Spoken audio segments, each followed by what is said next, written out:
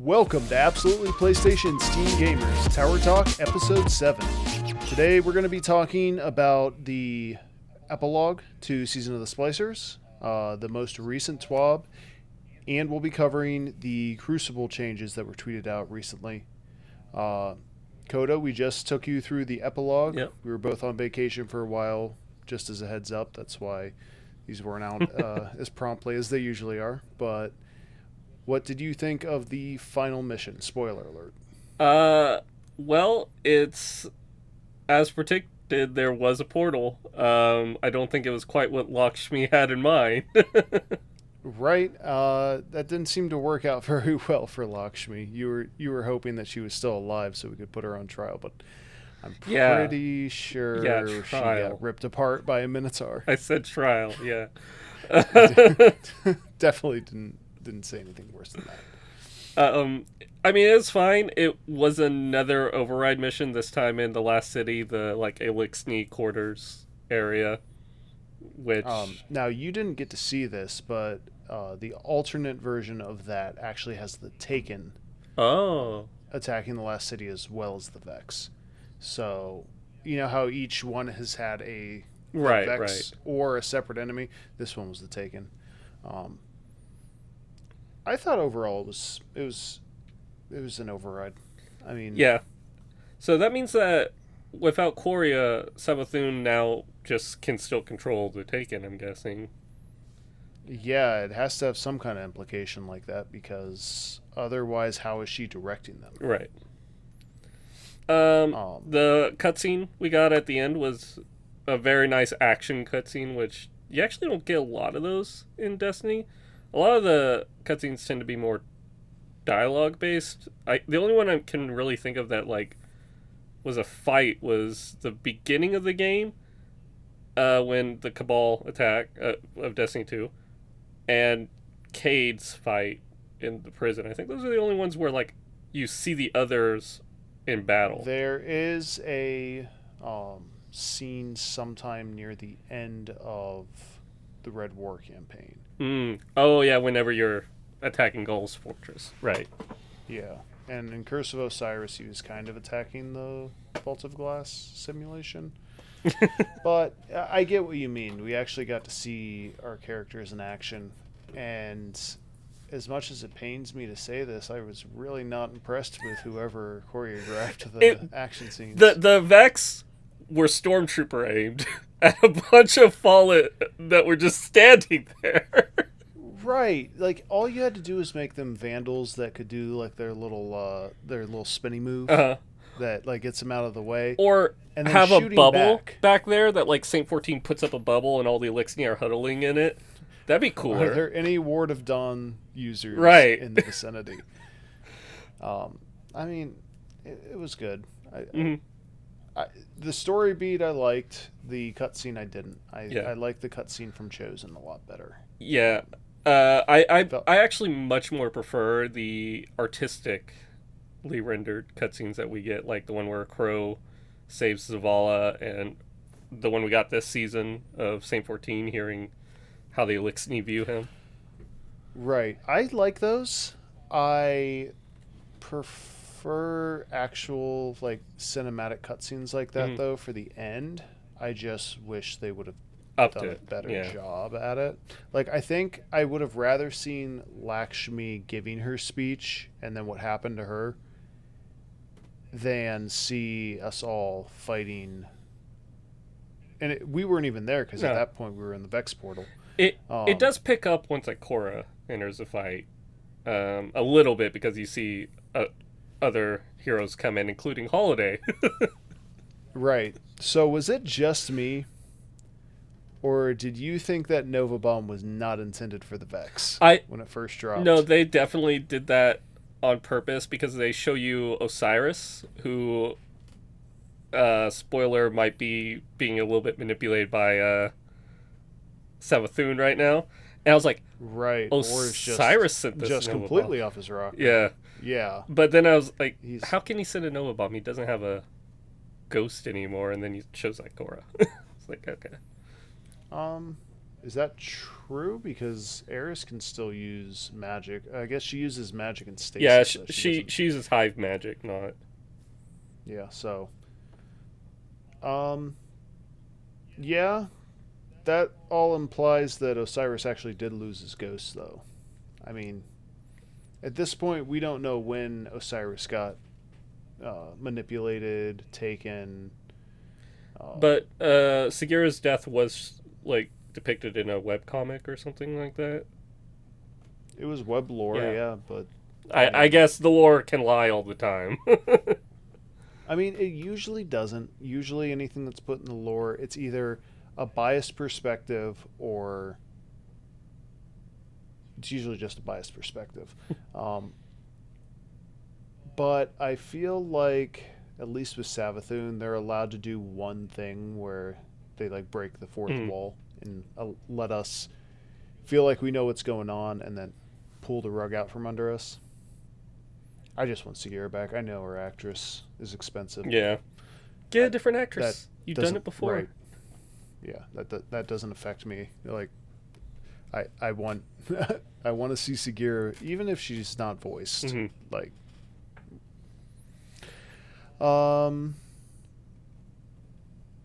what else? So we go back to the tower. Right. Talk to Saint. Saint's happy that everybody's getting along. Mm-hmm. Go talk to Ikora, and you learn that Dead Orbit finally fulfilled their goal. Yeah, they dipped out and they took New Monarchy with them, and the Future War Cult are scattered to the wind. Well, the Future War Cult went with them too. It was basically Probably. all three factions. All three factions rebelled in this coup. Mm-hmm. It's just Dead Orbit was the getaway drivers. They weren't actually attacking or scheming anything. They were just ready on standby to get everybody out. Mm-hmm.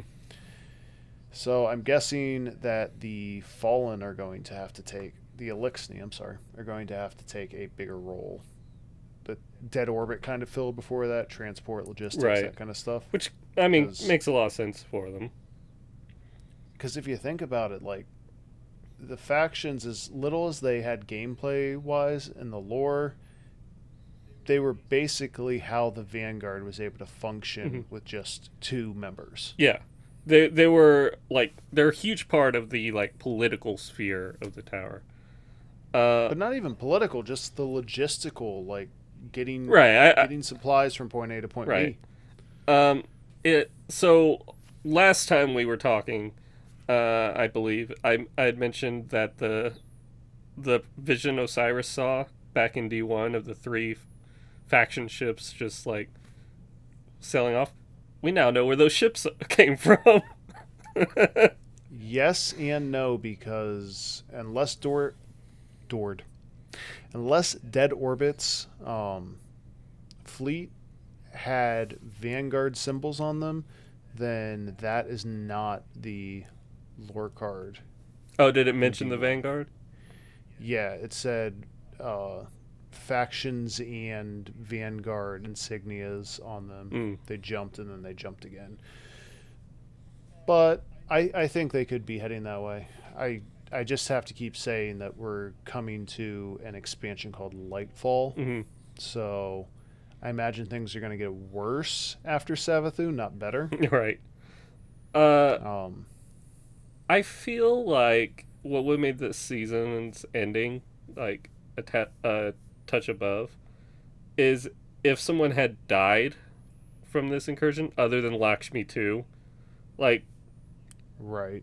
But who could have died? I mean, kill Mithrax, make him the first Elixni Guardian. I get the argument, but then Mithrax isn't Mithrax. Mithrax would be the risen Elixni Guardian would not be Mithrax. Right, that's fair. I think he's more important as a symbolic leader for the Elixni. So anything else you want to touch on with Season of the Splicers before we get into the TWAB and the changes coming for Season 15? No, I think we're pretty good. We covered a lot of it, like I said last time, so... Yeah. Overall, I do rate it in the top half of my seasons, Mm-hmm. but I'm not going to lie, the fact that we killed Korea in what was essentially a story mission, and the fact that the ending cutscene just didn't have the same oomph, kind of just, it put a damper on the end of the season for me. But Yeah. I still enjoyed it. If Definitely still enjoyed if it. I was to give it a number, like a 6 out of 10, 7 out of 10, something like that. Yeah, probably 6 or 7. Okay, this week at Bungie, check out the epilogue, Destiny 2 Showcase, Season 15 Champion mods. Apparently they put out a challenge to get like 7,000 likes and 7,777 likes, and they got it in like 2 minutes. So we got our mods, our champion mods for next season. Looks like it's going to be anti-barrier auto rifle, which is weird that it's happening twice in Yeah. 2 seasons. But Well, because it was a vote kind of thing, I guess. was it? Anyways, unstoppable fusion rifle, and that looks like a linear fusion rifle as well. It'll be nice to just have fusions be useful in PVE. Yeah. Honestly. Yeah. And Especially with null the buffs. composure. Oh yeah. Yeah, and with null composure, and just I feel like they've been slowly buffing fusion rifles back into relevancy. We'll see if this is enough to put it over the top. This one's really exciting for me. Overload bow. I'm not taking TQs off all season, especially since they're taking away my sword explosions. Yeah, for those of you who sleep on overload bow, it is absolutely worth it. Mm-hmm. It's the quickest stun there is, right? Yeah. Yeah. And for TQs and what is the poison one? Oh, Lemonarch? Yes. Apparently both of those can stun in high end game content as well. Nightfalls and such. So don't sleep on overload bow. Unstoppable pulse rifle. Mm-hmm.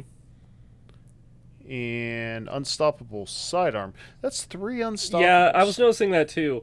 Now, usually, I think unstoppable is the one that gets the most. No, barrier usually gets. Yeah, 2. barrier. Yeah, Usually has 2, and it just has auto rifles. So. that's interesting.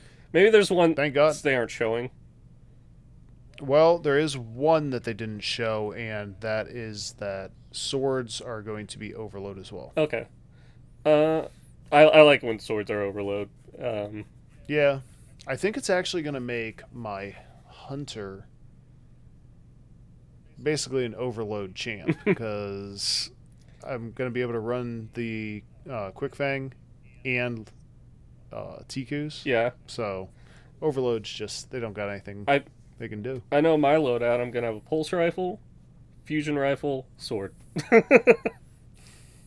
Wait, why a pulse and a fusion?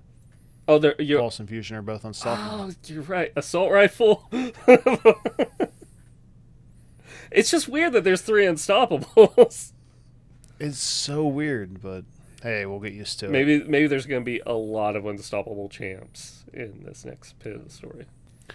Okay, so moving on, it looks like they're going to be making some changes to controller sensitivity and traction, add a sprint turn speed scaler, and remove the traction mod.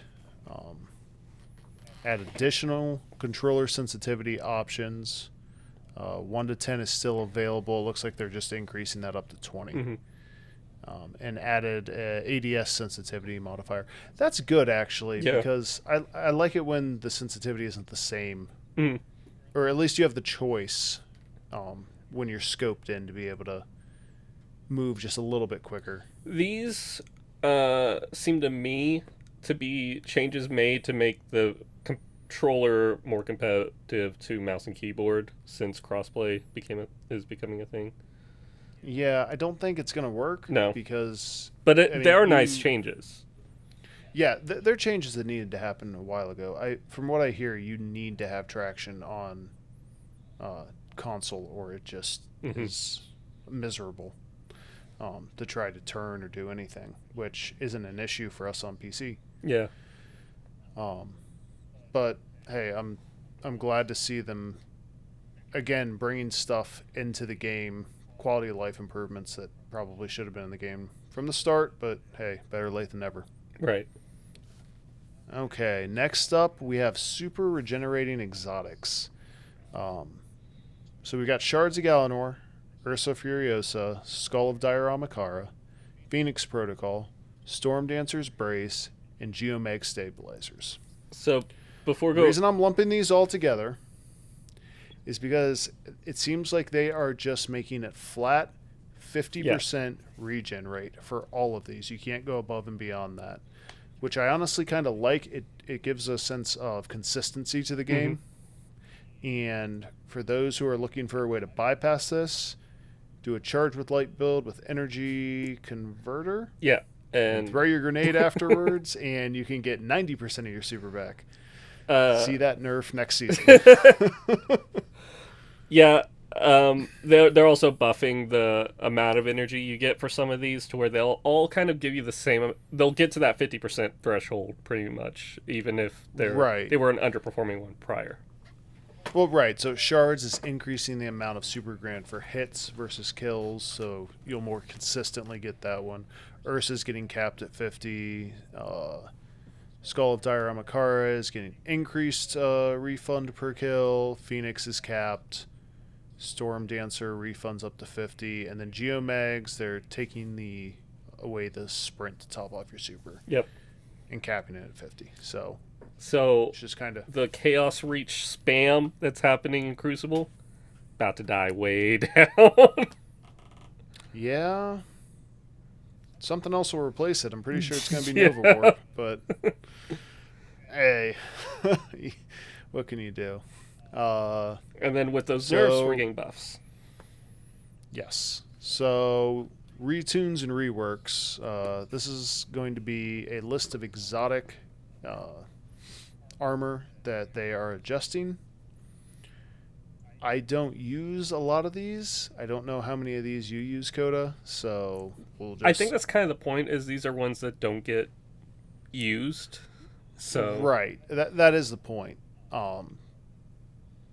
We'll just talk about what we're familiar with. Right. So the Bombardiers for hunters. The bombs now have a secondary effect based on subclass type.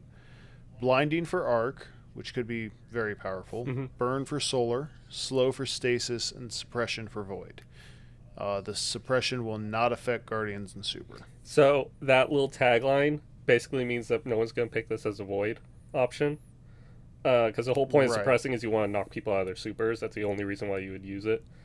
Blind for arc and PVE, though. I like the sound of that. Yeah, I think that's gonna work out really well if you get a good ignition code before the season's done. Actually, you can get one after the season's done. Right. I keep forgetting that's going to be there. So, I believe the explosion from the Bombardier bomb is actually a pretty good size. So, you'll be able to cover a lot of ground with this. I wonder if the burn from the solar can set off Rasputin Warmind cells. We'll have to look at that. I don't think it will be able to because it's splash damage, not burn damage.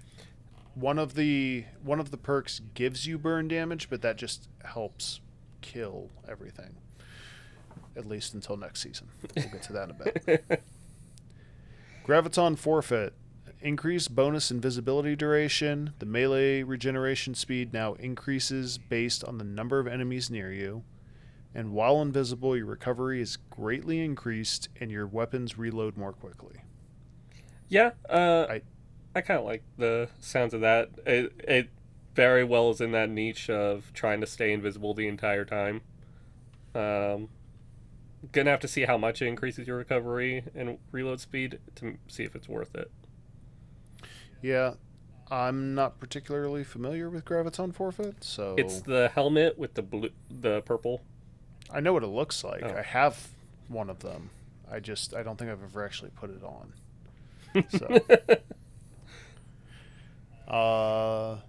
So I don't really got anything to add to that. Hopefully it'll get more use. Yeah. Lucky Pants. Added intrinsic hand cannon holster mod, which holster mods are a new type of mod we will cover in a second. Replaced previous functionality with the following. When you ready a fully loaded hand cannon that deals kinetic damage or damage matching your subclass energy type, for a short time, each hit against a combatant from a hand cannon increases the damage of the next shot. Note, no, Hawkmoon won't be able to one-shot a raid boss using these legs. Other hand cannons will get a fun edge in combat, though. Hawkmoon should still get a good edge. Just won't one-shot. Okay, so are they saying this works with Hawkmoon? They're not saying it doesn't. They're just saying it won't allow you to one-shot, because that'll be the first thing that people will think is, well, can I do 2 billion damage with Hawkmoon using this? Yeah, but even if you can just do, like, sword level damage from this season, you might be hearing a lot of Hawkmoon screeches going off next year, or next season. So that was it for the Hunter. Before we move on to the Titan, I will say this Lucky Pants change has me concerned about Crucible. Mm-hmm. Yeah. It seems like they were trying to bring hand cannons back down, and they're just gonna give them an exotic to make them 2-tap again. So we'll see how it goes. I mean, for the most part, the hand cannons people use in Crucible are kinetics, because the energy weapons, like, you have such good options there. This is if your hand cannon matches your subclass energy type. Oh, or deals kinetic damage. Never mind. Yeah. You ready a fully loaded hand cannon that deals kinetic damage for a short amount of time each hit. It's basically Hawkmoon perk. Well, no, because Hawkmoon saves it all for the final shot. Right. So this is throughout the entire clip. Yeah.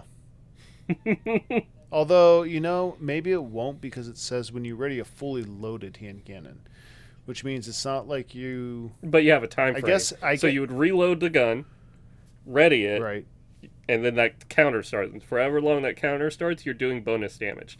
Now, how much bonus damage? Don't know. Well, it looks like it increases for each hit against combatants. So you could get somebody to just roll through. It depends on how much it's buffing it. Is it buffing it by like 2%? Or... Well, yeah. I don't think we have enough information for this. Just something to keep in mind. Titan. Precious Scars will now create a burst of healing and bonus recovery around you whenever... let me move this. Whenever you kill an enemy with a weapon whose damage type matches your subclass. I am a Titan main who's never used Precious Scars. I don't like the look of it. Even if it was good, I'm probably not going to wear it. Yeah. It kind of looks like a ceramic pot on your head. Oh, is that one of the new ones from... I think from the... Beyond Light. Yeah. Precious Scars. After reviving or being revived, you gain an aura that provides overshields to you and your allies. So now the change is it will now burst of healing and recovery around you whenever you kill an enemy with a weapon. So basically it turns Titans into healers. Right. You can heal your teammates, and it does something aside from when you revive someone, because that was kind of the downside to Precious Scars is you need your teammate to be dead to use it. Right. Now it has a neutral game effect as well. Which is nice. It still looks stupid. The other change is Icefall Mantle will remove... They're removing the slow class ability recharge scaler, so you get your abilities back, but the issue is that you can't double jump at all. Right, it still slows with low you. mobility. Yeah. Right. Even with low mobility, so if you can't double jump... This is one that saw very little playing PvP and no playing PvE. I think it might see a little bit better since if you are running like a high resilience Titan, like I run like 80, 90 resilience on my Titan, I get back my shield constantly, like as soon as I pop it. So being able to just... You're so slow. Yeah, it's a surprise thing because you pop it really quickly whenever you go in Icefall Mantle. So the idea is you run around a corner, somebody's chasing you, they get around that corner too, and you're standing there with an overshield. Yeah. I was really hoping when this came out that it would turn Titans into PVE tanks. Mm-hmm. I think what would be But cool is if it like gave you a taunt for PVE. Like you do but that if you and can't everything move, looks if at you you. can't move out of the way, Yeah, what's the point? I get yeah. So I mean, I think it needs more buffs before I'm going to use it because I want to use it. I like the idea of being able to get ridiculously beefy. Uh-huh. I don't think that a movement penalty that heavy is worth the overshield, personally. And that's it for Titans, And which that's it for Titans. Titans have other things you could buff. We use a diverse amount of exotics. Yeah. We like to mix and match, not like hunters and warlocks, and they just use the same like two. I don't know. I don't play either enough to really say. Hey, so hunters have 3 they use. one for each subclass. Right. Okay, warlock. First up is Verity's Brow. Change to trigger when you get a weapon kill that matches your subclass energy type. Increase grenade damage bonus to 20% per stack. I have no idea what Verity's Brow is, but it got buffed. Well, I will look that up right now. But while I'm doing that, what do you think about them pushing using the same subclass? Because this is, I think, the third one of these changes that wants you using the same subclass and weapon type of damage. I can tell you exactly why they want you to do that, and it has to do with that new mod, the Elemental Wells. Elemental Wells. It's to push you into Elemental Wells, which makes perfect sense because they're changing Warmind cells, as we'll get to. They're gonna look at Charge with Light soon. And let's be fair, Elemental Wells needed a buff. Mm-hmm. Nobody was really using them but I think part of that has to do with the fact that Warmind cells are so powerful. Right. And if you're not doing that, it's because you're running a very specific Charge with Light build. Mm-hmm. Now, so you want to know why I don't like this change? Match game. Yeah. Because the whole point of match game is you'll use a different subclass from your power or special weapon so you can hit multiple shields. Well, I think all that's proving at this point is that because match games and a lot of in-game content, Elemental Wells are never going to be an in-game content. True. But now these supers probably won't be either. Or these exotics. Yeah. Right now they're just sitting in the vault. So. That's fair. They're in more they might be in more content than they were. That's fair. Just as a heads up, Verity's Brow, the 4th magic. Energy weapon kills grant death throws, which provides a bonus to the damage of your grenades and grants you grenade energy. When you have death throws and throw a grenade, nearby allies gain increased grenade regeneration for a short time. So is this adding to this? Yeah, then this would be adding. So no, it's saying changed. Yeah. It's saying change to trigger when you get a weapon kill. But it's also upping the grenade damage bonus it gives from 10% to 20. I like grenades, so I like this. I like this change. Up next, we have the Stag. Grants damage reduction to allied guardians standing in your rifts. 25% against combatants, 15% against players. The Stag's another one that was most beneficial whenever you died. Whenever you died. It wasn't even whenever your teammate dies, whenever you died. Yeah. So giving it some type of PV, or it's a PvE and PvP buff, but giving you some type of it's more PvE perk when you're alive. Yeah. I just like the look of the Stag. Yeah, I see it getting a lot more use. And it's got a nice ornament too. Mm-hmm. Like day one, having a person running the Stag can really save your fire team for raids and stuff. So probably, yeah.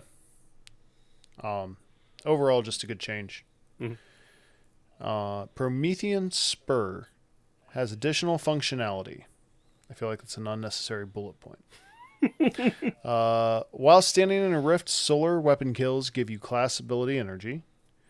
When your class ability energy is full, solar weapon kills consume that energy and spawn a combination healing empowering rift at the target's location. I don't like that. Yeah, that doesn't seem useful. So it's going to take away your rift ability and put it on the enemy you just killed. Way over there. Yeah, so don't use it with a sniper. Nope. Don't use it with anything besides a shotgun.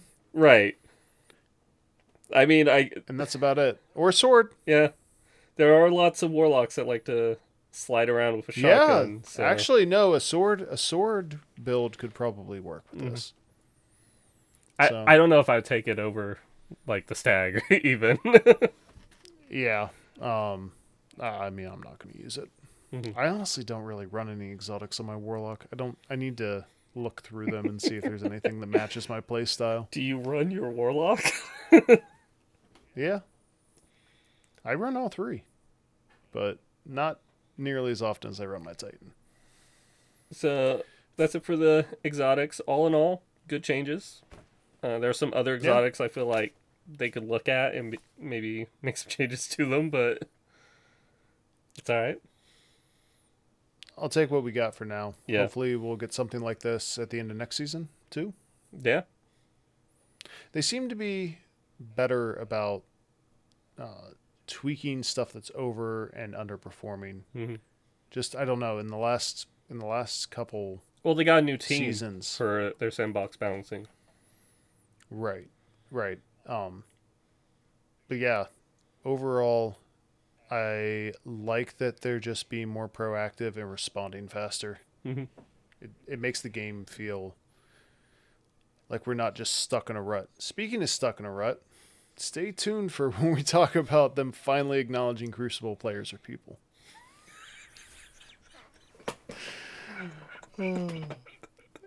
Okay, but before we get to that, finders, scavengers, and holsters, oh my. So they're making some changes to some of the armor perks that you can throw on.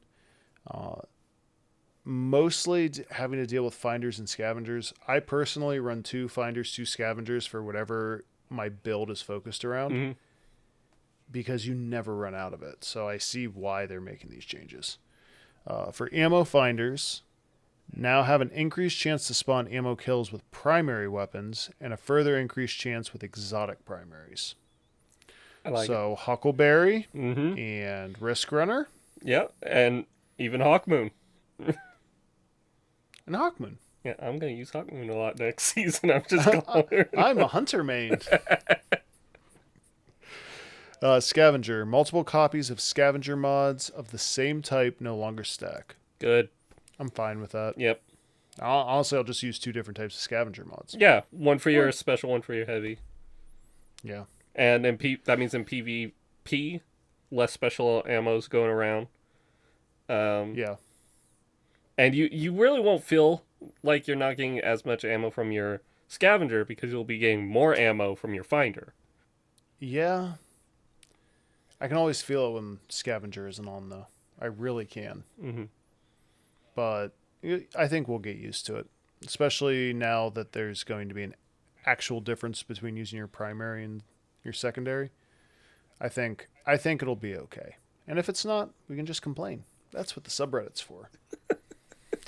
Holsters. This is a new type of leg armor mod that will gradually reload stowed weapons of the matching type over time.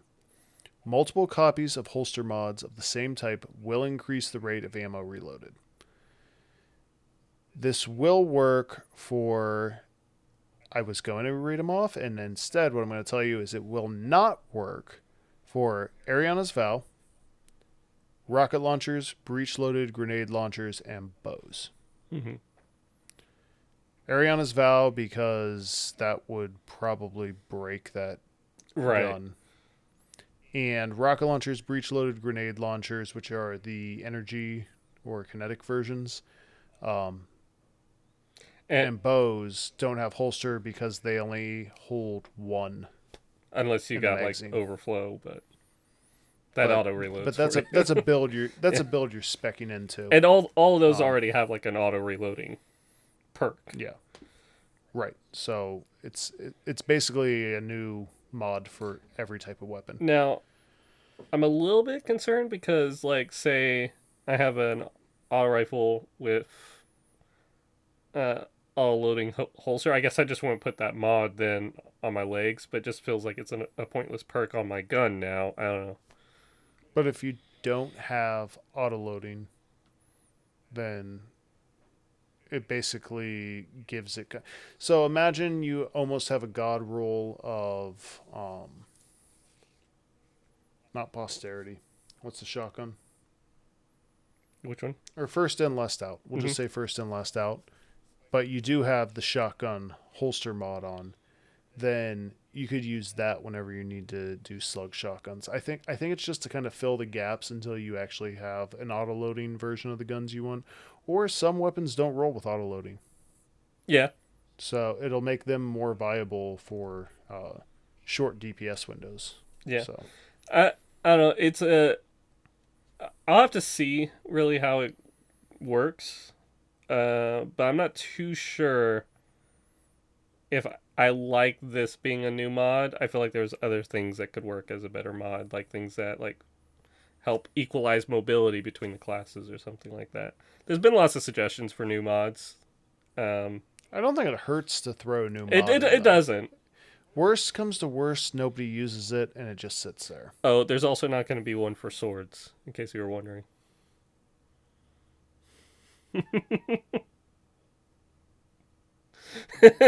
Moving on, Warmind cells, interlinked. To be blunt, these are currently too powerful.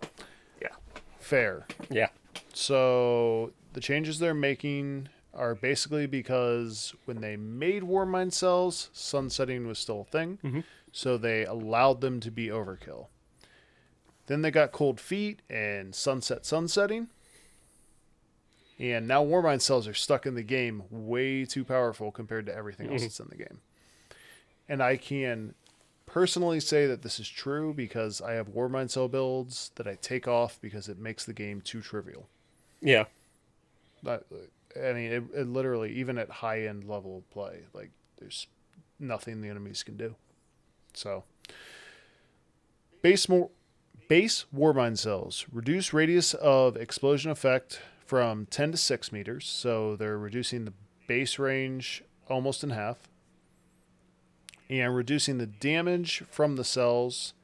It was 2 to 400, and now it's 50 to 250. So, an order of 2? Yeah. Like, I think looking at it from, like, seeing, like, all of the changes, starting from here, I'm like, they might have overtuned a little bit too much to where no one's going to use Warmind cells at all anymore.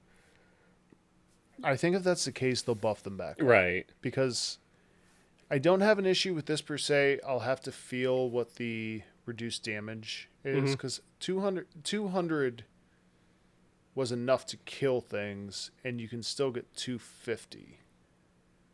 Right, but so it's a roll, I'm assuming by radius. Yeah. So I think that 250 is them standing on top of it. Probably. The segue, global reach is actually getting a nerf as well. Because I don't know anybody who just ran base Warmind cells without global reach. This is where I'm seeing them like over tuning. I would have been okay with either one of these changes, just to be clear. What I'm not okay with is them doing both. Right. So they're increasing the cost of the mod from 1 to 3. So it's now 3 times more expensive. But they're reducing the amount of the radius increase from 20 to 10. Right. So it's half as effective. So it's a change in order of magnitude of 6. Right? Because it's 3 times more expensive and half as effective. I feel like they did overkill Yeah. with Global Reach. With One or the other would have been fine. with global reach on now, the maximum range of a Warmind cell is 16 meters, which is basically double the length of what the max range of a shotgun is. Yeah. Not all that big. Yeah, I'm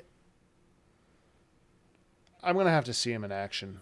Mhm. But between these 4 changes may have made Warmind cells too weak to actually use Right.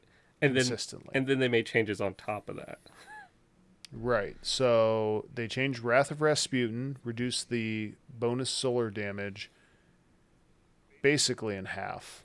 Yeah. And at the furthest ranges, so it was 100 to 200, 100 further away, 200 right next to you. It's now 25 to 100. So the further away they are, the bigger the damage fall off. Right. And the bonus solar damage didn't really add to the overall impact of the damage of the. It was more like a way to propagate more Warmind cells was why Wrath of the Rasputin was used, because Right. your Warmind cell can make Warmind cells. I don't see this killing Wrath of Rasputin. No, this is fine change. And then Cellular Suppression also randomly got nerfed, reduced the duration of the suppressing effect from 3 to 2 seconds. No one used Doesn't it. sound horrible. I know a couple people who used it.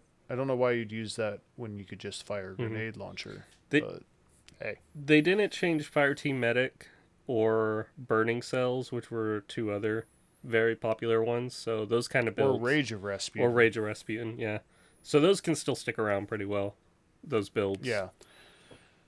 Overall, I don't think Warmind cells are dead, but they are severely kneecapped right now. Mm-hmm. So we'll see when this goes into effect.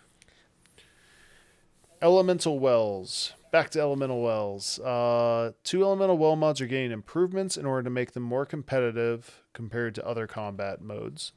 Combat style mods. Elemental Armaments now has an increased chance to spawn an Elemental Well based on the tier of the enemy defeated. So kind of like Warmind cells. That's how they are. And Fonts of Might's base duration has been increased from 10 seconds and increased the bonus damage from 10 to 25%. Yeah. Increase to 10 seconds. I don't ever use them, so I don't know if these changes are good, but they sound nice. When they first came out, I tried them. Mm-hmm. And they just weren't charged with light. But to be fair, when Charged with Light first came out, I also didn't use Charged with Light mods because they're just at that time there weren't good ways to mix and match. You remember that came out with Season of Dawn. Mm-hmm. It wasn't until Season of Arrivals that we started to get some of the really unique, like, if you spec all the way into sidearms, you can get a sidearm Charged with Light build. I think Elemental Wells needs to get to that point before it'll be. These sound good. The Font of Might's base duration going to 10 seconds. That is sad if that's what it got increased to. And that's a buff, because 10 seconds isn't all that long for the kinds of buffs that the Elemental Wells tend to give you. Like, they don't give you that great of a buff. I guess it is increasing your damage now at 25%. So now it's more worth it. But I don't know. I would up that to like at least 15, because these are only usable in PVE, and it can take you a while from getting that buff to finding your next target to kill. Picking up an Elemental Well that matches your subclass energy type grants a temporary bonus to weapon damage of that same element type. Mm-hmm. From 10% now at 25. So it is more worth it. That actually sounds really good. It's basically high energy fire on steroids a little bit. So maybe 10% is fine, especially if you're thinking a Void Warlock or a Sentinel running Guillotine. Yeah. I guess we'll have to see how it is. I'm really interested in just going in after Season 15 drops and putting on a full Warmind build, testing that around, and then swapping to a full Elemental Well build and running around and seeing how well that does. I think it could be fun to just try out. See if we can do a Grandmaster with Elemental Well build. Yeah. Yeah. So that was it for the TWAB's buffs and nerfs. There is one more thing. Iron Banner is coming back, I believe, next season. Yeah, it should be that towards the start of next season. I mean, there's always 3 in a season, so. Right. We are getting a new pulse rifle and a new sidearm, which hopefully the pulse rifle is going to be good because it looks nice. Yeah. They're, once again, in the, like, Reese Walker, Elixni helped us make this styled weapon. Which, honestly, good. Saladin needs new stuff. Speaking of new stuff, look at these cool new armors. Segues you can cosplay as a fish. Or Cobra Commander. I mean, he's got a squid on his head. Oh, yeah. But, I mean, you know what? It's a new armor set. I'm not gonna trash it too hard. I am gonna trash it. I'm gonna trash it a little hard. None of these look like a good set. The Titan looks the worst. I like the helmet. I do like the helmet. See, and it depends on funny how that you say the Titan looks the worst. I think the Titan looks the best, honestly. This is like bride-to-be Cobra Commander with tentacles on the head. I have a picture of it up for you guys. Yeah, we're just gonna leave that for a little bit, and we're just gonna take a look at this. Like, I really like the Warlock's look. Actually, the Warlock looks pretty normal. Oh my god, does it? Because you guys have like a froofy neck thing that they used to wear back in the 1700s. Yeah, he kind of looks like a shaman, which kind of fits with being a warlock. The hunter is the standout weirdo. He's got the like Buddhist monk face paper. No, he looks like he's a bride walking down the aisle. Veil. Yeah, it looks like a veil. He also, I hate it when armor sets have one arm look completely different from the other arm. I can't stand it. I can do size differences or stylistic differences. Right. But when it's just like one arm looks completely different. They look like they're from 2 different armor sets and they just got clipped together. Like, I don't know if you ever played with Legos when you were a kid, but sometimes you couldn't find your Legos. Honestly, that is what it looks like. That is. Look at his right arm. It looks like it's missing the like metal cap that goes over it. Like that looks like what should be underneath that shoulder pad that's on the left. Yeah. So in summary, hunters suck. Yeah, I think that's what we agreed on. These I like better than the current armors that Saladin has to offer. They're neat with the samurai theme, but they don't really speak to me as like a futuristic soldier, you know? They look like a samurai. These I could see, like I see that as being able to be the Warlock and the Titan, like walking around. I don't know. Maybe they'll look better in game, but I've found that things generally don't look better in game. They generally look worse. It depends on how they shade. Maybe they shade really depends on how they shade. I'm not a fan of the like tannish yellow. What is it even supposed to be? Like shrimp? So that's also kind of the samurai kind of armor. It's like undermail. Like oh no, I know what it is and I know what's inspiring it. It's not my personal taste. Right. So, hey, maybe this set does it for somebody. If this set does it for you, let us know down in the comments below in a PG friendly way. Write me a sonnet about the armor set that you like in the comment section. So moving on from that, there are some new Prime rewards for you to go pick up. So go ahead and grab those. Yep. And that's pretty much it for the TWAB. As always, Bungie has their charity that they're supporting. Mm-hmm. But So, starting off the bat, they are changing a little bit of how melee works. There's now charged melees as well as non-charged melees. Um, the melee happens as soon as you press the button instead of at the end of the button press, so that means a little bit faster responses to your melee on the coding side of things. And it also allows for hunters to not be able throwing their dagger at somebody that just want to punch. right.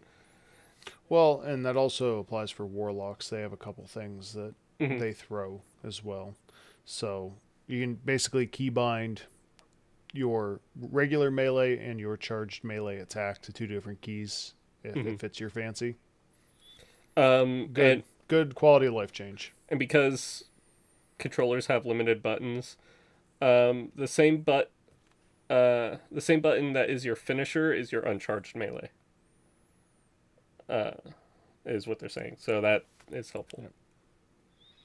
Honestly, I'd be okay with that on PC. Bring that to PC. Yes, please. Why not? They are now also adding in changes again to stasis because I guess it wasn't shot in the head enough and they really want to put it down. I think they buffed Behemoth back up, didn't they? They did. But frozen players can now initiate breakout while airborne. Good. Shorten the breakout animation and camera transition. Good. Honestly, remove the animation entirely. You don't need it. Differentiated long freeze and short freeze visually so you can know if it's one that you can break out of or not. I think you can break out of all of them. It's just right. It Some require a buttons. button. The short freezes don't require a button. You'll break out instantly. But yeah. Slides got a change. While sliding, players now incur the following weapon penalties. Your stability is minus 20, plus 15% to your shotgun pellet spread, and 1.5 times additional flinch. Good. Yeah. Yeah, I know it's kind of baked into the DNA of PvP and Destiny, slide shotgunning, but I've never liked it. Right. And again, this is a change that PvP needs, but not one that'll affect PvE in any major way. Yeah, probably not. I don't think it will. We'll see. I think this is one of those ones that sounds worse on paper than it will be in the game. Yeah. But what else we got? Some changes I really like is that Rally Barricade got some buffs. It will give you plus 30 to your stability. It will give you a plus 10% range bonus, which is really nice, and minus 50% to your flinch. Glorious. I think it gives people a reason to run Rally, maybe. But I still think I'm gonna run Towering because it's just overall the better option. I usually switch to Rally, like for instance in Deepstone Crypt. Whenever we do the final fight, and where everyone's grouped up, I'll put down a Rally Barricade for the reload bonus for everyone. And now I'll also be giving them the additional range, stability, you won't flinch, all that just good team synergy for boss fights. And PvE... That should help. Yeah. That range buff should help, especially for that fight in particular. The PvP side of things, I don't know if Rally Barricades will still be worth it because they die so quickly, or just simply get circumvented by somebody throwing a grenade. Or just shooting over top of it and hitting headshots faster than you can. Yeah. I mean, I'm glad that Rally Barricades are getting a buff. Mm-hmm. I am not going to use Rally Barricades. Towering Barricades are too useful. Not only did Rally Barricades get a buff, but all barricades got a buff in the form of when players are moving through them at high velocity, you just sprint straight through an enemy barricade, you take additional damage, which it already put you at close to dead. So actually, I guess there was a glitch where if you got going fast enough, you basically would bypass any damage from the Yeah. barricade. It's making it so that no matter what you do, if you go through the barricade, it leaves you at like 1 HP, essentially. And then another change that was definitely made was barricades now slightly go into the ground of where they are put. So your feet are better covered. Thank the Lord. Yeah, so it'll also block like projectiles and whatnot that hit towards the ground. I like this. A change I would still like for barricades is that they initiate, like they appear on button press and not at the end of the animation. Yeah. That needs to be the same for rifts, too, Yeah. to be completely honest. It would bring them more in line with how hunters are with their dodge, because their dodge is instantaneous. Whereas for the Titan shield, half the time you're getting shot at, you're like, I'll put this on, I'm dead. Yeah. It pops it, wastes it, and then you die anyways. Yeah. But for PVE especially, I like that it's going to be going down to the ground. So Behemoth got some changes again. They're mostly positive, which I'm sure there are many members of the community that are crying about this. Cryoglasm, or Clasm, while equipped, your base slide now shatters crystals and frozen enemies. Your base slide now does this. Increase the duration screen FX notifying players that Cryoclasm's long slide is ready for 1 second to 4.5 seconds. So I guess you now have a little bit more run-up time towards your special charge, but your regular charge now can do what the special charge used to do.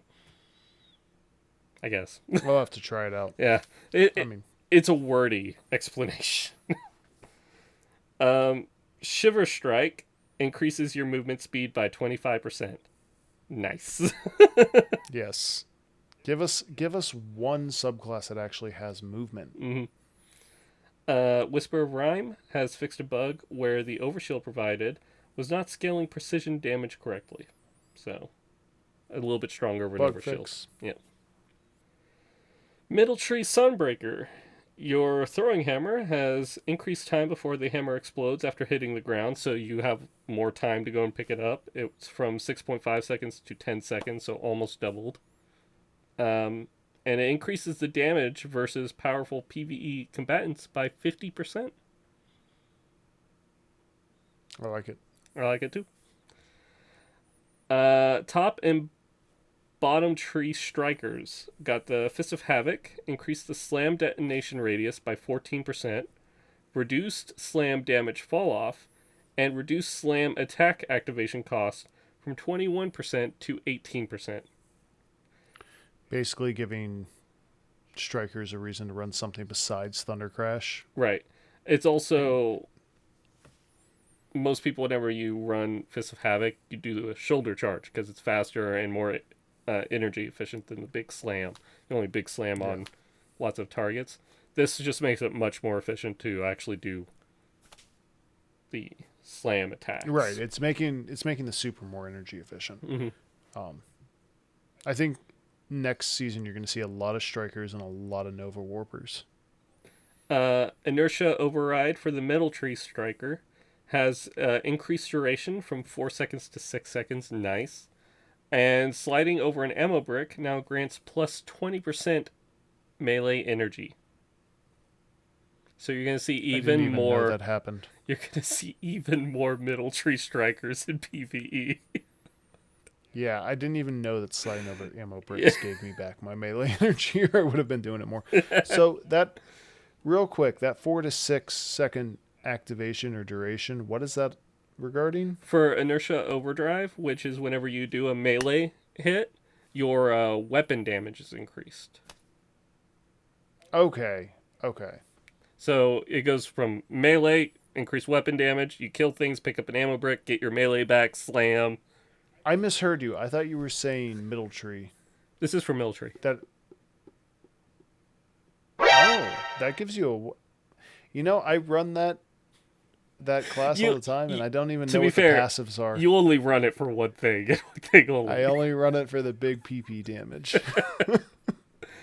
And then for top tree Sentinel, the only change was to Word of Dawn.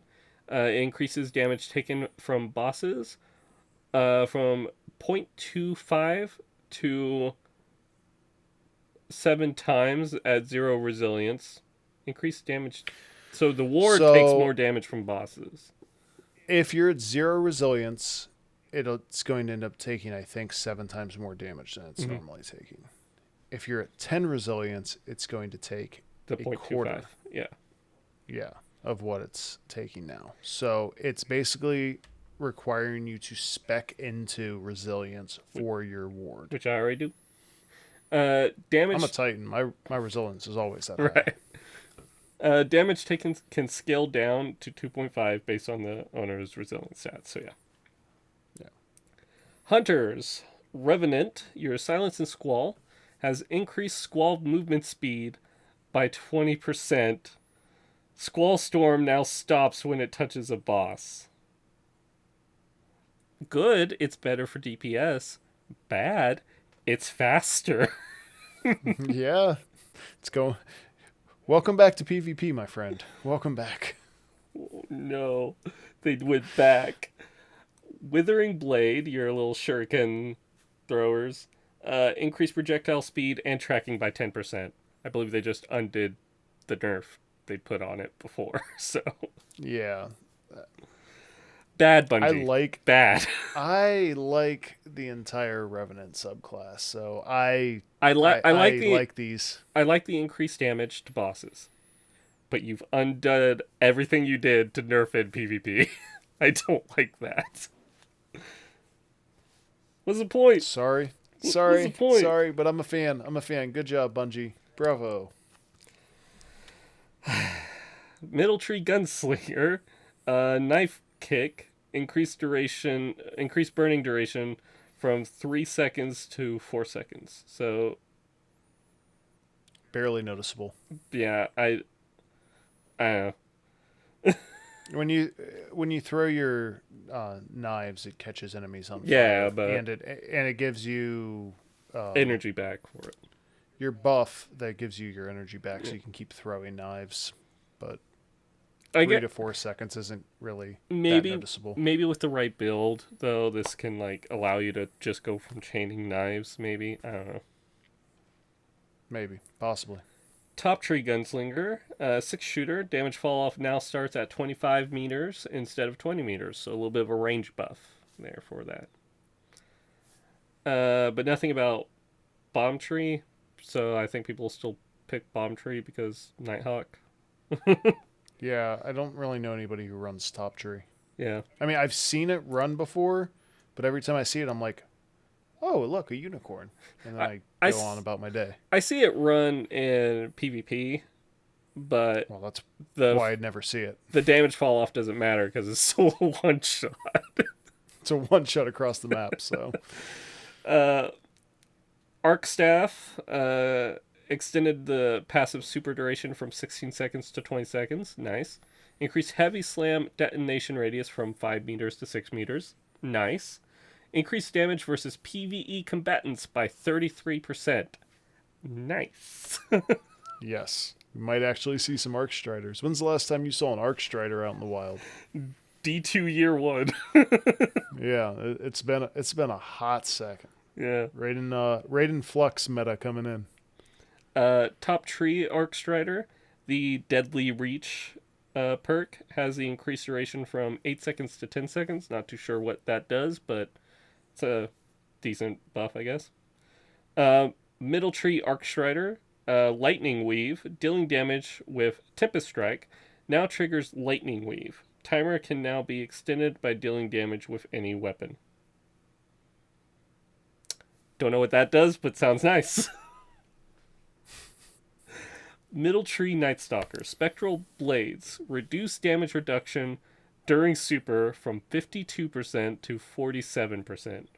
Reduced additional damage reduction when invisible from plus 5% to plus 3%.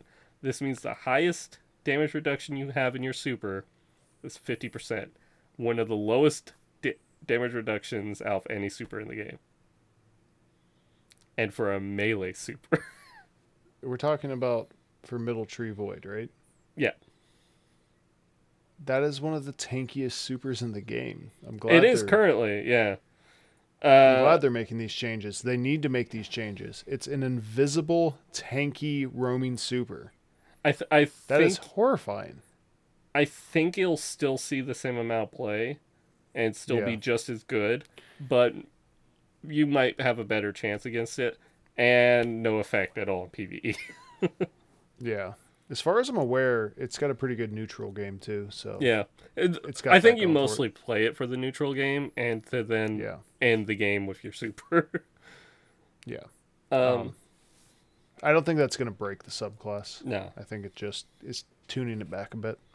Warlocks, Shadebinder, Winter's Wrath, reduced Shatter Pulse damage versus close range supers. Warlock must now freeze and shatter twice to defeat players in Burning Maul, Fist of Havoc, Sentinel Shield, Nova Warp, Arctic Staff, or Spectral Blades. Uh, Glacial Quake still only requires one shatter to defeat. Good. Did a little bit too much damage to begin with. Still kind of does a little bit too much for how easy it is to get those kills. Right. I mean, it's basically making it so that you have to two-shot somebody Except for behemoths. who's in their super. Yeah. Well, yeah. They don't like behemoths. It's good and bad because it was kind of like the shutout super. It was like, oh, they popped their super, I'm going to stop it with mine. But at the same time, it's honestly... It's the only one that filled that role. It's honestly the only super I've been using as a Warlock recently. Yeah. It's just that fun and that powerful. So, Top Tree Dawnblade got a lot of changes. It needed it. So, Celestial Fire, bad. Reduced tracking cone angle, good. Aiming shape, the proximity detonation now shrinks over time, so you have to be more accurate the farther away it gets. Reduced detonation size by 1 meter. I believe it was a 3 meter. Now it's down to 2. Damage fall off increased at short distances. I don't know what that means. They didn't give numbers. But basically, you can't one punch someone across the map anymore unless you're really accurate. which, I mean, honestly, it's a good reward for skill if you can hit from that far away. But they're also making changes to the movement ability. Right, Icarus Dash. They're basically making it so you only have one and then it needs to recharge. Right. So how it works now is Icarus Dash has 2 charges and then it goes on a 5-second cooldown. Now it is you have 1 air dodge every 4 seconds. But if you use Heat Rises, which is where you eat your grenade, you'll get 2 air dodges every 5 seconds. Which pairs nicely with the nerf to Heat Rises. Or a slight buff where they increased the duration from 10 seconds to 15 seconds. So you'll be able to float in the air longer. And it'll allow you to get 3 sets of the 2 dodges. So a total of 6 dodges within the time of Heat Rises. Which works out to an additional 2 dodges than what you would have had prior. Basically, they made it so that you need to spec into grenade energy in order to be as they made mobile as you were. Yeah, they made it less spammy. Like you when you want to go for an Icarus Dash, that's what you are intending to do for that time. It's not just I'm going to just spam this out real quick because I can dodge in, dodge out, dodge in, dodge out, you know? Right. I like the changes. I like the changes. They didn't completely nerf the subclass. They just made it so you had to spec into your movement ability. They tied it into the Heat Rises, which is the big part of that subclass, and they also buffed Heat Rises as it is because they also increased the time extension after getting a kill in the air. While Heat Rises is activated, the extended duration differs based on the type of enemy killed. So the higher level the enemy, the more time you get floating in the air. Guardian typically counts as orange bar enemy, right?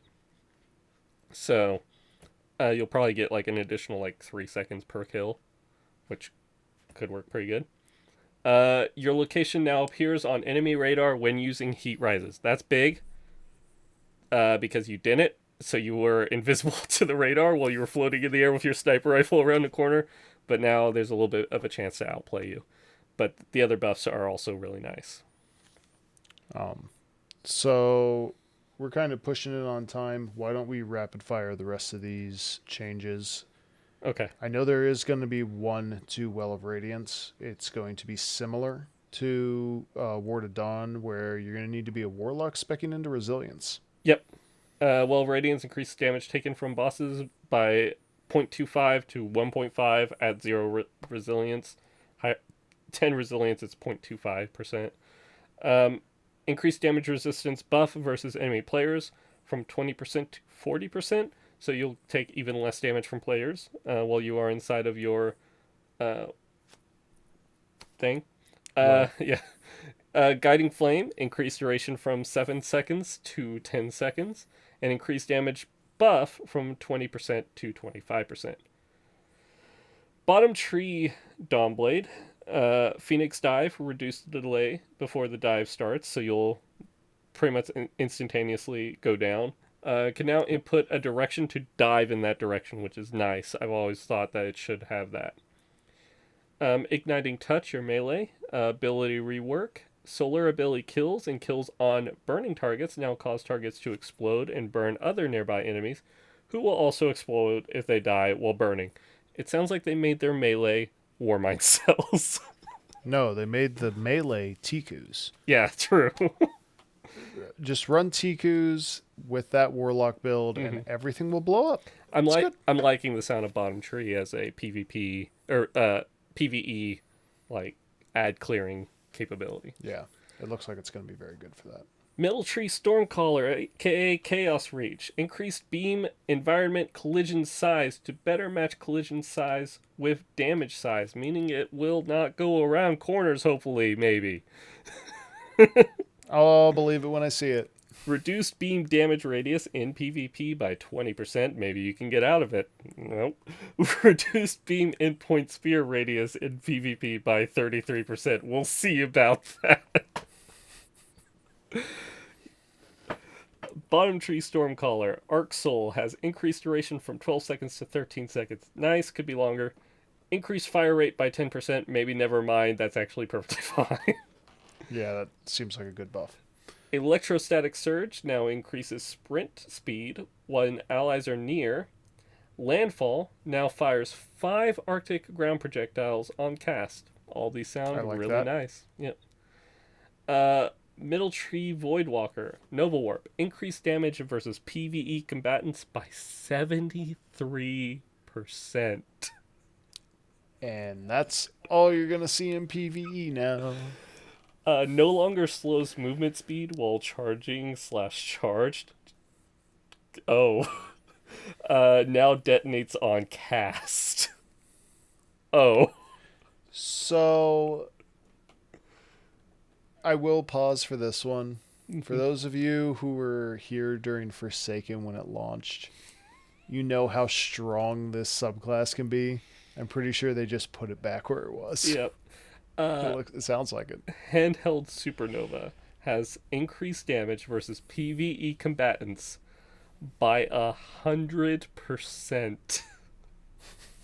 Increased hold time from 2.5 to 3.2 seconds. So you have to hold it a little bit longer, but you're doing double the damage. I like it. I like buffs. Buffs make me happy. Yep. And that's it for PvP changes that are coming in Season 15 and all general changes that we know right now. Well, guys, that's it. That's all the changes that they're making. That's it. An hour and 15 minutes worth of changes. So there's gonna be more Thursday. Yeah, so we're gonna go ahead and wrap this episode up. Tune in next week because I'm pretty sure in about 2.5 days' time we are going to be getting a preview into the next season. And until then, I'm Shank. This is Coda. This has been Tower Talk episode 7, Sounds I right. believe, at Absolutely PlayStation Steam Gamers. See you guys next time.